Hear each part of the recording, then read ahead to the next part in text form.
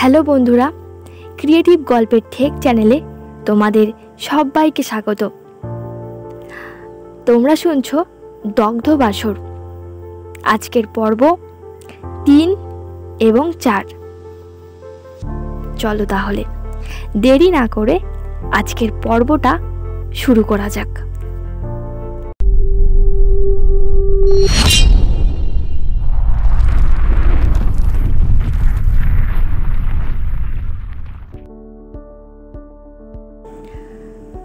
খাওয়ার টেবিলে বসেও দেখি বাবার একের পর এক কল আসতে থাকে, আর প্রতিটা কলের সাথে বাবার মেজাজ সমাপ্তে চড়তে থাকে। মানুষটাকে এর আগে এত রেগে যেতে মেজাজ হারাতে কোনো দিন দেখিনি আমি। ওকে দেখে আমার ভীষণ ভয় হতে লাগলো। কোনো রকমে খাবারগুলো গলাধকরণ করেই বাবা উঠে চেয়ার ছেড়ে উঠে দাঁড়িয়ে আমায় বলে, তুই খেয়ে নে মা, আমাকে এক্ষুনি অফিস যেতে হবে। আমি মনোহরকে বলে যাচ্ছি, ও তোর সময় মতো তোকে কলেজ পৌঁছে দেবে। সাবধানে যাস কেমন? যা বৃষ্টি হচ্ছে, রাস্তাঘাটের অবস্থা ভালো না। রেজাল্ট আউট হলে একটা কল করিস আমায়, কেমন? চলি রে তবে এখন। বাবাকে বাধা দিয়ে বলি, চলি না, আসি বলো।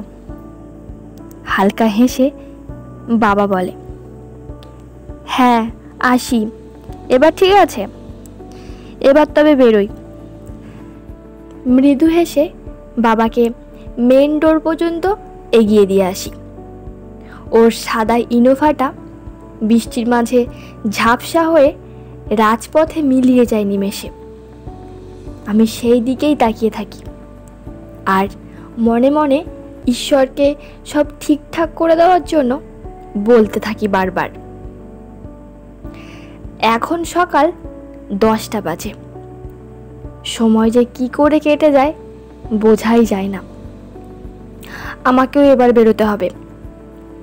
11:30 থেকে কলেজ ওয়েবসাইটে রেজাল্ট জানা যাবে, আর হার্ড কপি দেবে 12:30টার পর থেকে। এখন না বেরোলে ভীষণ ভিড় জমে যাবে কলেজের অফিস রুমে, আর কাল পর্যন্ত অপেক্ষা করতে পারবো না, কারণ JNUতে মাস্টার্সের ফর্ম ফিল আপ করার শেষ তারিখ কাল। তাই আজ যে করেই হোক রেজাল্ট আনতেই হবে আমাকে। তাই অগত্যা তৈরি হয়ে বেরিয়েই পড়লাম। এদিকে বৃষ্টির জোর আরও বেড়েছে। মুষলধারে বৃষ্টির ফোঁটা ফোঁটা আছড়ে পড়ছে মাটিতে। মনে হচ্ছে যেন আজকেই মহাপ্রলয় ঘটতে চলেছে। নিচে নেমে ড্রাইভার মনোহর কাকাকে গাড়ি বের করতে বললাম। কাকা সবে বেরিয়েছে, ঠিক তখনই কাছেও কোথাও সজোরে একটা বাজ পড়ল। এত জোরে আকাশ বাতাস কাঁপিয়ে শব্দ হলো যে জানালার কাঁচগুলো ঝনঝন শব্দ তুলে কেঁপে উঠল ক্ষণিকের জন্য। দেওয়ালে টাঙানো বাবার খুব শখের একটা পেন্টিং ফ্রেম সহ আছড়ে পড়ে গেল। ভাঙা কাঁচ মেঝেতে ছড়িয়ে সে এক বিচ্ছিরি কাণ্ড। আমাদের অনেক দিনের পরিচালক দাশু দাদা তো রে রে করে দৌড়ে এসে কাঁচ সাফ করা শুরু করেছে, আর আমায় বলছে, ও দিদি ভাই, আজ আর কোথাও যেওনি, বেরোবার মুখে কি অলক্ষণে কাণ্ড হলো বলো তো। ভগবান জানে কি যে হবে আজকে, কে জানে। ঠিক এই একই দুশ্চিন্তা যে আমার মাথাতেও এসেছে, তার দাশু দাদাকে বললাম না। বেচারা বয়স্ক মানুষ, অকারণেই আরও চিন্তিত হয়ে উঠবে। তাই হাসি মুখে বললাম, বাজ পড়ার সাথে অলক্ষণের কি যোগ আছে বলো তো দাশুদা? আর কাজ ভেঙেছে বলে আজকে বাইরে বেরোবো না? তুমি না পারো, সত্যি তুমি বুড়ো হয়ে গেছো। নাও সরো দেখি, কাজগুলো তুলে নেই। বলেই ওর সাথে হাতে হাতে কাচের টুকরোগুলো ওঠাতে সাহায্য করলাম। দাশুদা বারবার বলতে লাগলো, কি করো দিদি ভাই, আমি তো তুলছি, তুমি আবার খামোখা কেন এতে হাত দিলে? একটু অসাবধান হলেই হাত কেটে যাবে, তুমি ছাড়ো তো, ওটো দেখি। মোটামুটি হয়েই এসেছিল, সব টুকরোগুলো ডাস্টবিনে তুলেই দিয়েছিলাম।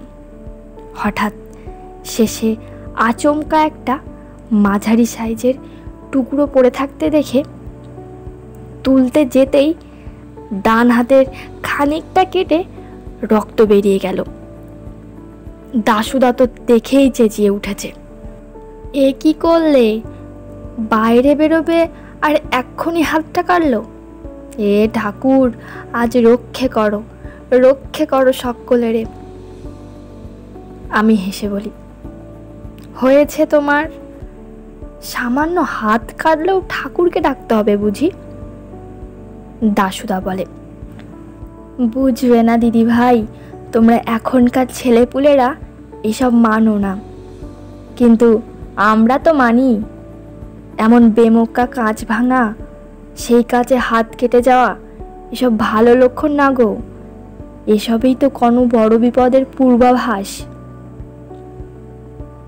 ওর কথাগুলো শুনে গায়ে কাঁটা দেয় আমার। মনে হয় সত্যিই তো আজ সকাল থেকে খালি খালি মনটা কু গাইছে। তারপর আবার এসব ঘটনা, এগুলো কি নিছক সামান্য ব্যাপার, নাকি সত্যি কোনো বিপদের পূর্বাভাস?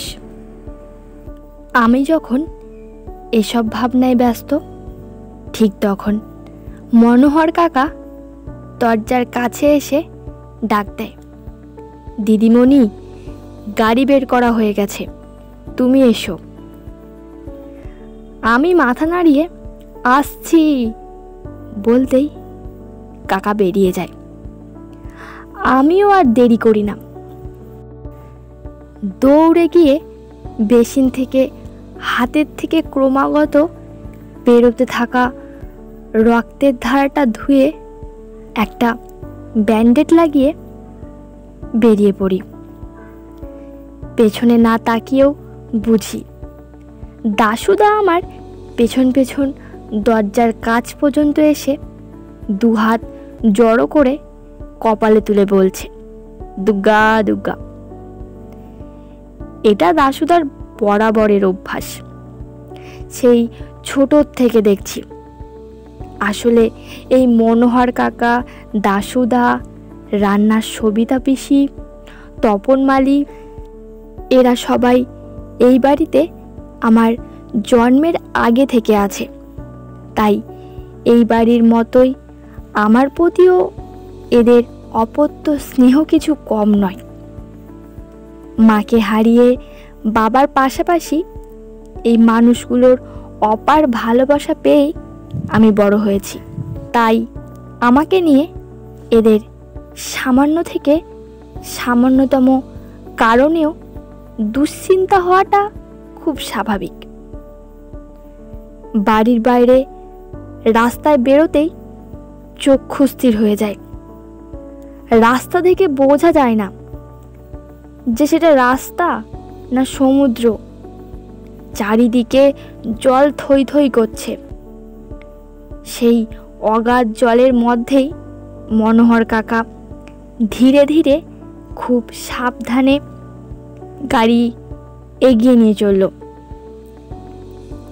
রাস্তা ভর্তি খানাখন্দ বাঁচিয়ে, ম্যানহোল আর ড্রেন এড়িয়ে গাড়ি এগোতে বেশ অসুবিধাই হচ্ছিল। তবুও মনোহর কাকা বেশ খানিকটা রাস্তা ভালোই নিয়ে এসেছিল। রাস্তাতেও বৃষ্টি আর জলের কারণে লোকজন বা গাড়ি খুব কম। হঠাৎ বিকে দত্ত মেমোরিয়ালের 3 মাথা মোড়ের সামনে গাড়ি পৌঁছাতেই বাঁদিকের সেন্ট জোসেফ চার্চের রাস্তা ধরে ঝড়ের বেগে এগিয়ে আসা একটা কালো মার্সিডিজ আমাদের গাড়িকে ধাক্কা মারে। ধাক্কা এতটাই জোরে ছিল যে আমি সিট থেকে ছিটকে গিয়ে সামনের সিটে গুঁতো খাই। মাথায় যেখানে আঘাত লাগে সেখানে মুহূর্তের মধ্যে ফুলে যায়। সামনে ড্রাইভার সিটে মনোহর কাকার সিট বেল্ট লাগানো ছিল, তাই এ যাত্রায় রেহাই পাই। কিন্তু গাড়িটার বাঁ দিক জুড়ে বেশ খানিকটা জায়গা মারাত্মক রকমের ডেন্ট খেয়ে যায়। শুধু এটুকু হলেও হয়তো হতো, কিন্তু এরপরে যেটা হলো সেটা আশাতীত। আর সেই ঘটনার হাত ধরেই আমার জীবনে ঘনিয়ে আসে এক ভয়াল অভিশাপের কালো ছায়া। ঘাতক মার্সিডিজের চালক আসন থেকে নেমে আসে একজন দীর্ঘদেহী পুরুষ, পরনে কালো স্যুট আর শেডেড ব্লু ডেনিম, মাথায় এক ঝাঁক কালো কোকড়ানো চুল ঘাড় পর্যন্ত নেমে এসেছে। বয়স খুব বেশি হলে 27 বা 28, তবে 30-এর বেশি নয়। গায়ের রং খুব ফর্সা না হলেও উজ্জ্বল শ্যামবর্ণ। সব থেকে বেশি যেটা চোখে পড়ে তা হলো লোকটার আয়তাকার টানা টানা দুটি চোখ। কি অদ্ভুত সম্মোহিনী শক্তি রয়েছে যেন সেই দুটি চোখে।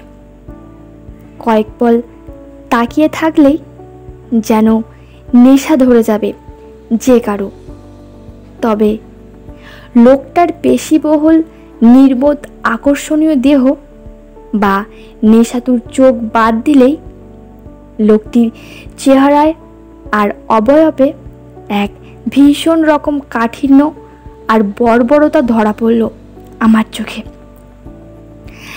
কেন জানি না মনে হলো লোকটা অসম্ভব রকমের রাগী, হিংস্র আর গম্ভীর প্রকৃতির। আমার এই ধারণা যে খুব একটা ভুল নয় তার প্রমাণও হাতে নাতে পেলাম প্রায় সাথে সাথেই। লোকটা যে অসম্ভব রকমের অ্যারোগেন্ট তার প্রমাণ প্রায় সাথে সাথেই পেলাম। দেখলাম বিনা কোনো ব্যয় বাক্যে গাড়ির দরজা খুলে মনোহর কাকাকে হিড় হিড় করে টেনে নামিয়ে নিল রাস্তায়। এত খারাপ ওয়েদারে এমন জল থই থই রাস্তায় যথারীতি লোক সমাগম নেই যে আশপাশ থেকে কেউ এসে প্রতিবাদ করবে।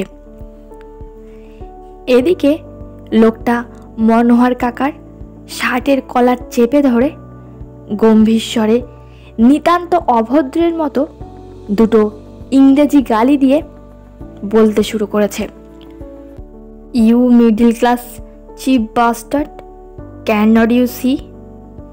একটা এত বড় গাড়িকে চোখে দেখতে পাওনি? তোমাদের মতো লোকেদের হাতে গাড়ির চাবি যারা ধরিয়ে দেয় তাদেরকে আগে চাপকানো দরকার। এতক্ষণ চুপ করে থাকলেও মনোহর কাকা এইবারে খুব ধীরে অথচ স্পষ্ট স্বরে বলে ওঠে, কিন্তু স্যার, দোষটা তো আমার নয়, আমি তো সোজা বেরিয়ে যাচ্ছিলাম।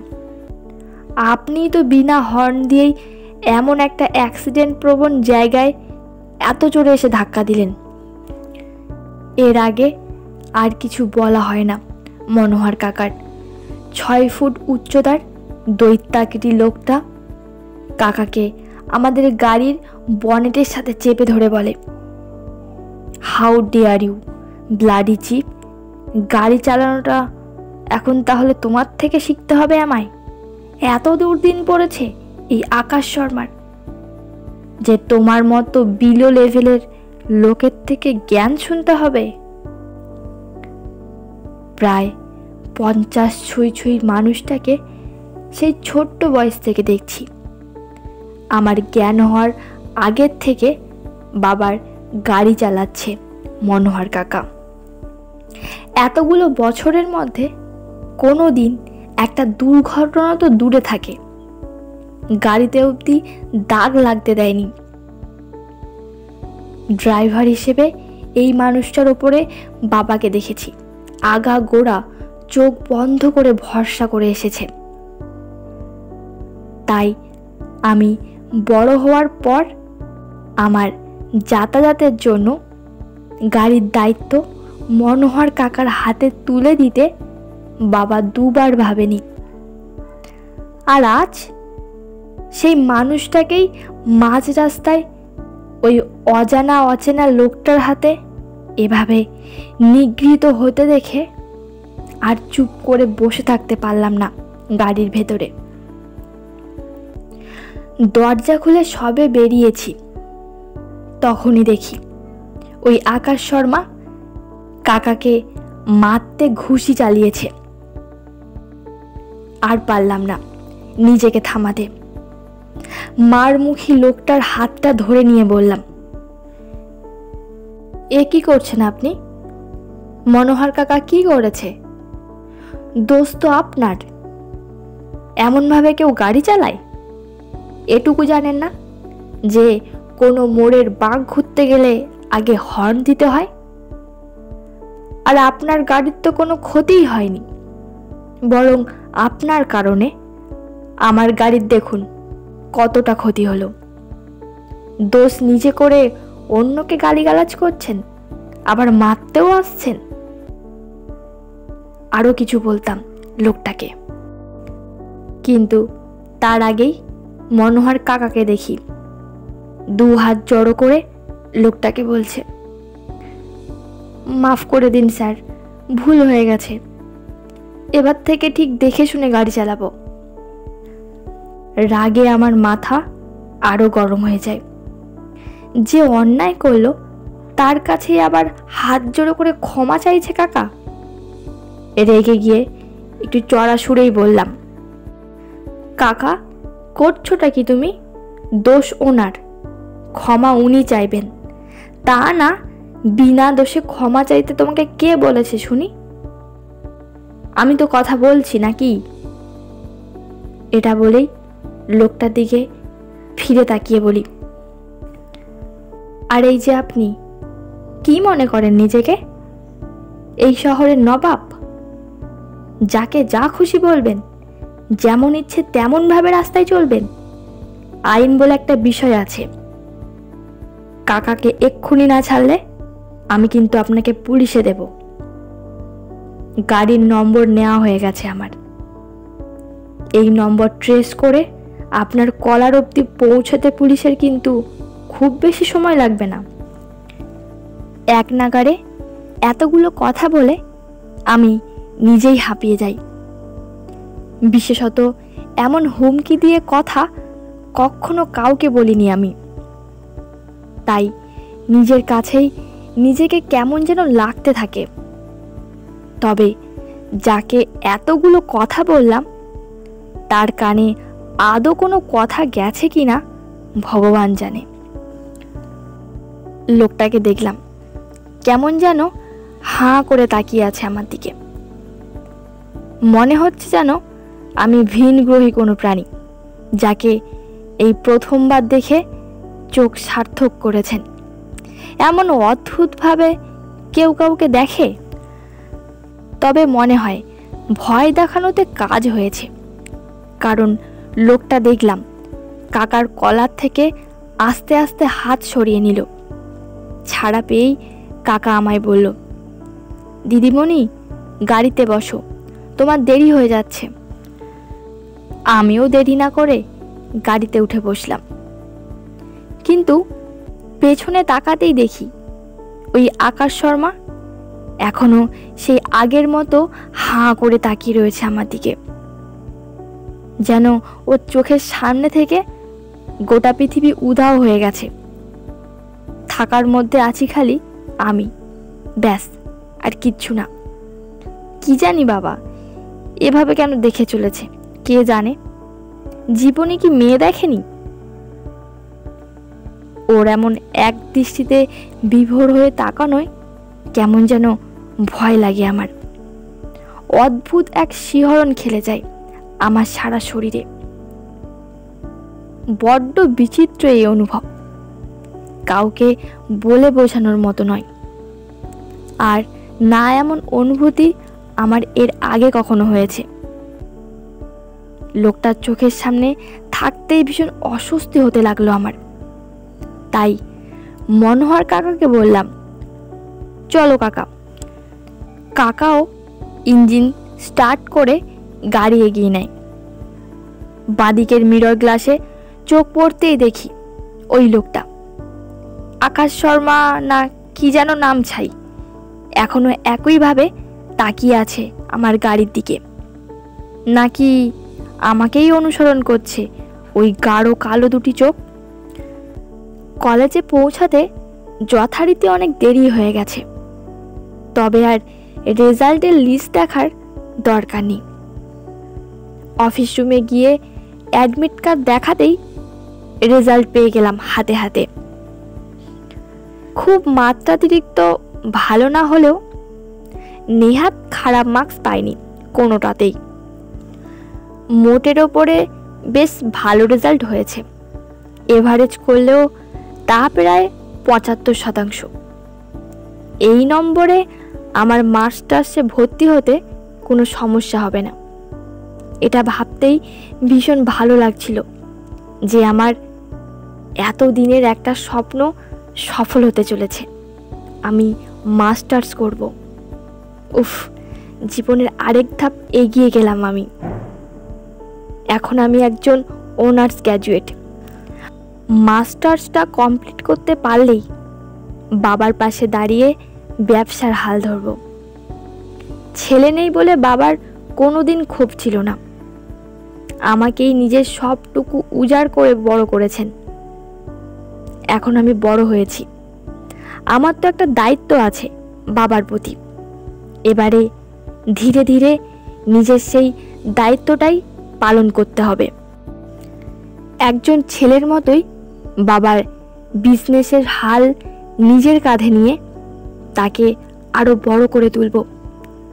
একদিন সত্যি বাবা আমায় নিয়ে গর্ব করবে। এসব ভাবতে ভাবতেই গাড়িতে গিয়ে বসলাম।